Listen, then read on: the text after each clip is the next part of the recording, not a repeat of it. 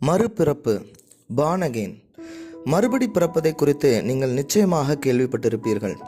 அநேக நேரத்தில் மறுபிறப்பானது தவறாக புரிந்து கொள்ளப்படுகிறது. மறுபிறப்பு என்பது சாதாரண மாற்றம் அல்ல, மறுரூப அனுபவம். இன்றைக்கு மறுபிறப்பின் அனுபவத்தை பெறாத அநேகர் தாங்கள் மறுபிறப்பை பெற்றுக்கொண்டதாக எண்ணிக்கொள்ளுகிறார்கள். இது அவர்கள் அவிசுவாசத்தினால் அல்ல, அவர்களின் அறியாமையினாலேயே. யோவான் 3ஆம் அதிகாரத்தில் நிக்கோதேமு என்னும் யூத அதிகாரி இயேசுவினிடத்தில் வந்ததை நாம் பார்க்க முடியும். அவன் ஒரு யூத அதிகாரி, நன்கு கற்றறிந்தவன், கனத்திற்கு பாத்திரன், பழைய ஏற்பாட்டு சத்தியத்தை நன்கு கற்றறிந்த பரிசேயன், இஸ்ரவேலிலே போதகனாய் இருந்தவன். ஆனாலும் மறுபடியும் பிறக்க வேண்டும் என்று இயேசு சொன்னதை அறிய முடியாதவனாய் இருந்தான்.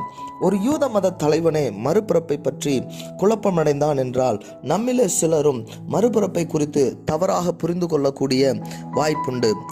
உண்மையில் மறுபடியும் பிறப்பது என்றால் என்ன? நாம் மறுபடியும் பிறந்துள்ளோமா என்பதை எப்படி அறிந்து கொள்ள முடியும்? மறுபிறப்பு என்பது மதம் சார்ந்த விஷயம் அல்ல. நிக்கோதேமுவும் மற்ற மனுஷர்களைப் போல தேவனுக்கு முன்பாக சரியான வாழ்க்கை வாழ விரும்பினார். அவர் நியாயப்பிரமாண சட்டங்களுக்கு கீழ்ப்படிந்து வாழ்ந்த மனிதன், ஒழுக்கமான வாழ்க்கை வாழ்ந்த மனிதன்.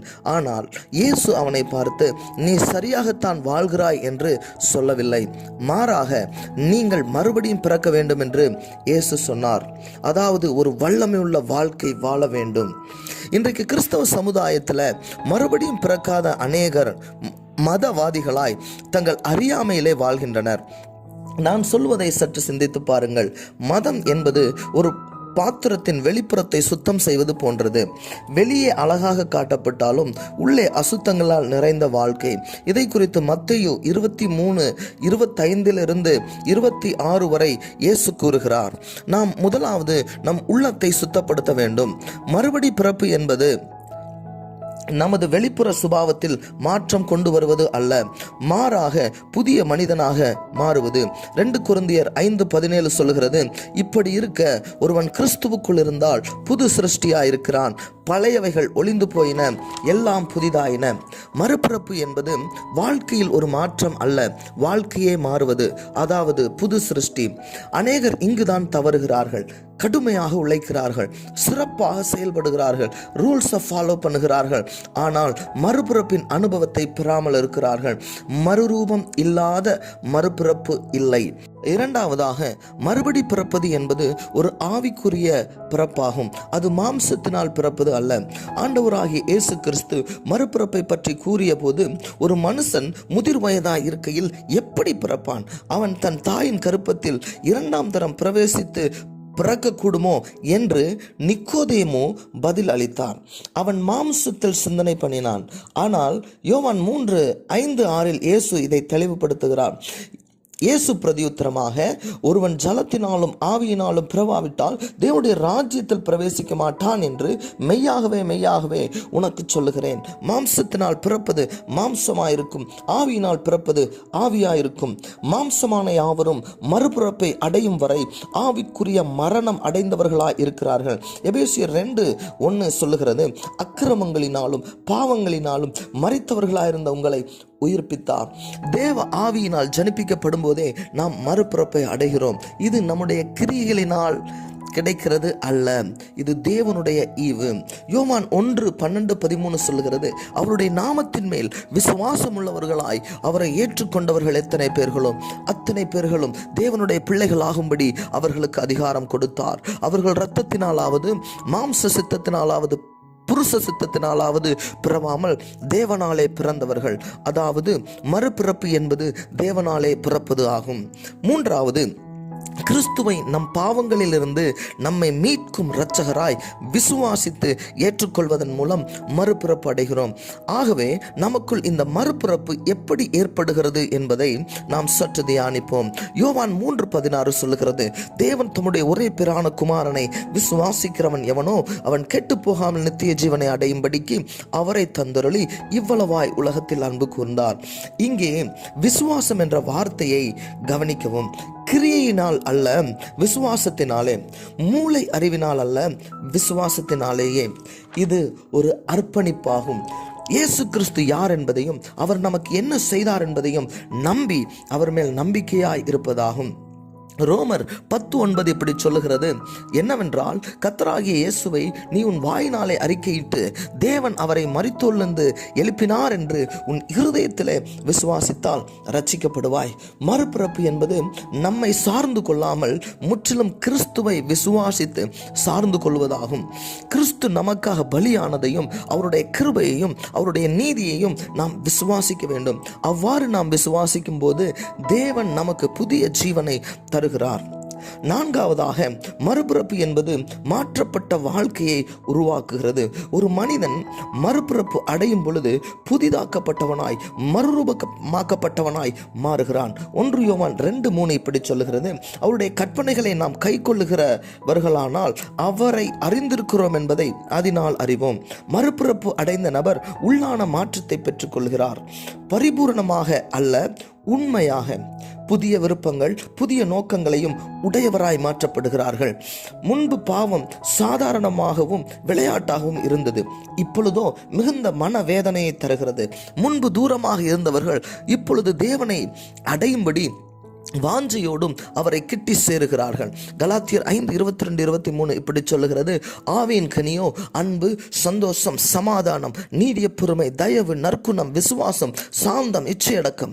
இப்படிப்பட்டவைகளுக்கு விரோதமான பிரமாணம் ஒன்றுமில்லை. ஆவியின் கனியாகிய இவை மறுபிறப்பின் பலனாக உள்ளது. மத்தேயு 7:16 இயேசு சொல்லுகிறார், அவருடைய கனிகளினாலே அவர்களை அறிவீர்கள். இங்கே நம் எல்லாருக்கும் ஒரு முக்கியமான கேள்வி, நம்முடைய உள்ளான வாழ்க்கை மாற்றம் அடைந்திருக்கிறதா? ஐந்தாவதாக, மெய்யான மறுபிறப்பை அடையாமலேயே தாங்கள் மறுபடியும் பிறந்து விட்டதாக அநேகர் தவறாக எண்ணிக்கொண்டிருக்கிறார்கள். மத்தேயு 7:21-23 வரை இயேசு சொல்லுகிறார், பரலோகத்தில் இருக்கிற என் பிதாவின் சித்தத்தின்படி செய்கிறவனே பரலோக ராஜ்யத்தில் பிரவேசிப்பானே அல்லாமல் என்னை நோக்கி கர்த்தாவே கர்த்தாவே என்று சொல்லுகிறவன் அதில் பிரவேசிப்பதில்லை. அந்நாளில் அநேகர் என்னை நோக்கி கர்த்தாவே கர்த்தாவே உமது நாமத்தினாலே தீர்க்க தரிசனம் உரைத்தோமே, உமது நாமத்தினாலே பிசாசுகளை துரத்தினோம் அல்லவா, உமது நாமத்தினாலே அநேக அற்புதங்களை செய்தோம் அல்லவா என்பார்கள். அப்பொழுது நான் ஒரு காலம் உங்களை அறியவில்லை, அக்கிரம செய்கைக்காரரே என்னை விட்டு அகன்று போங்கள் என்று அவர்களுக்கு சொல்லுவேன். இவர்கள் கடவுள் மறுப்பாளர்கள் அல்ல, இவர்கள் மறுபடியும் பிறக்காமலேயே மறுரூபம் ஆக்கப்படாமலேயே தேவனுக்கு முன்பாக தாங்கள் சரியாக இருக்கிறோம் என்று தங்களை எண்ணிக்கொண்டார்கள். பரிசேயர் சதுசேயரை போன்றவர்கள் தேவனோடு மெய்யான உறவில்லாமல் கிரியையை சார்ந்து வாழ்ந்தவர்கள்.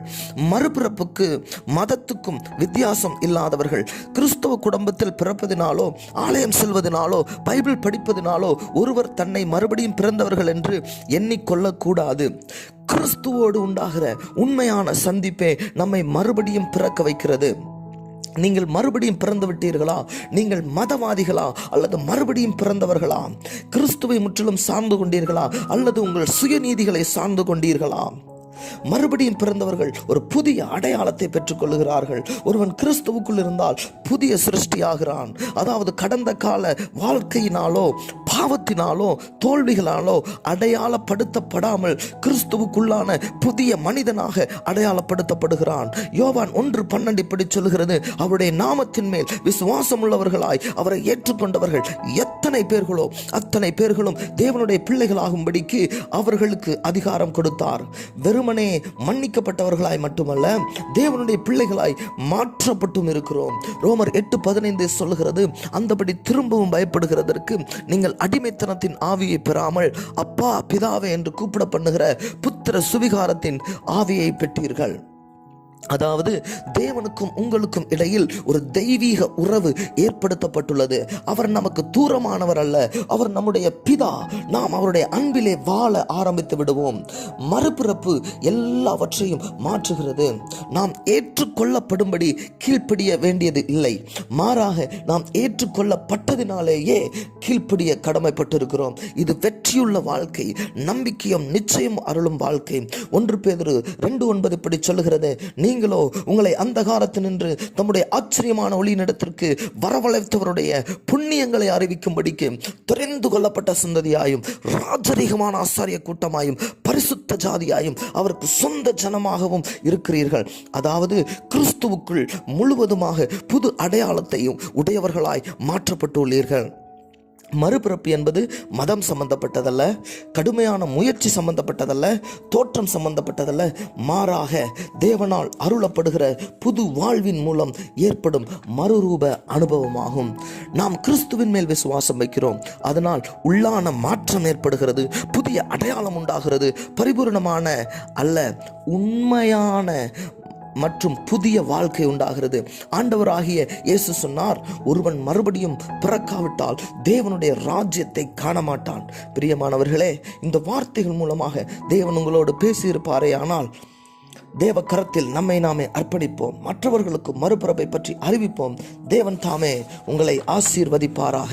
ஆமேன், ஆமேன், ஆமேன், ஆமேன், ஆமேன்.